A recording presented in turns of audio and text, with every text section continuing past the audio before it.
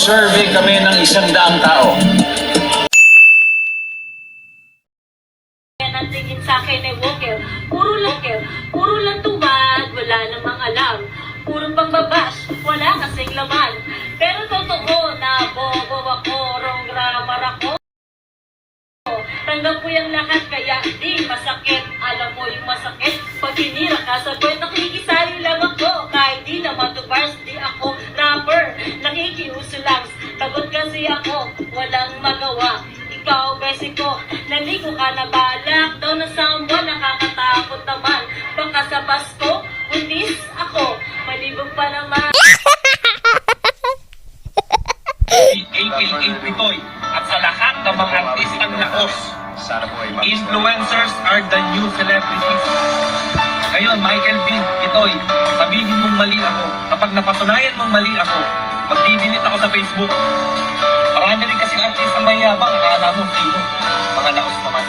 Pasensya na kung may nasaktan ako dyan. Wala kayong magagawa kundi sumunod sa amin ngayon. Ira namin to.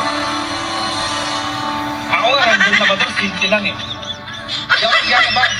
Sinasabi ko lang ito ako. Akala nyo lang mayabang ako kasi nasaktan kayo. Oh my gosh! Hello, so, Travis ko. Address mo, 500,000. Magpakita ka lang. Okay, 700,000 sa'yo na yan. Hindi ko kukunin yan. Okay? 10 milyon maglalabang kayo. Total of 10 million 700. 10.7 million. Ano, kakasa ka ba? Ito na, oh. Sisabulin mo si price tag. Yes! Tinamon si Wamos Cruz na magpustahan sila sa halagang 2.5 milyon sa laban nila ni Awit Famer ngayong linggo. Papalapit na nga at mukhang inaabangan ng marami ang laban ng dalawa ngayong linggo sa Battle of the YouTubers.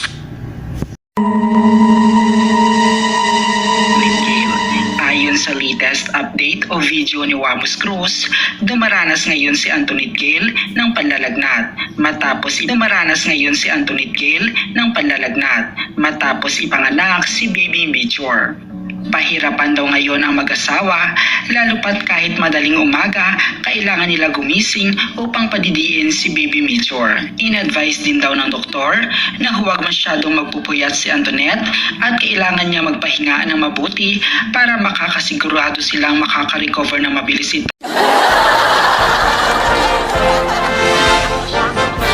Na kailangan niya magbayad ng ₱500 million sa taxes. Sinagot din niya si Rendon Labrador sa kanyang mainit-init na reaksyon sa kanya. Ito ang buong istorya.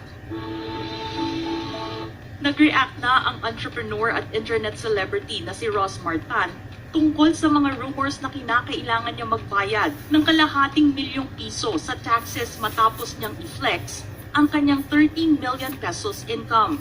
Sa kanyang social media page, dito naman finlex ni Rosmar ang kanyang connection sa BIR Chief Officer Romel Lumagi Jr.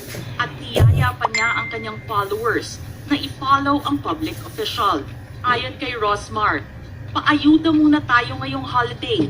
Support BIR Commissioner Romeo June Lumagi Jr. muna.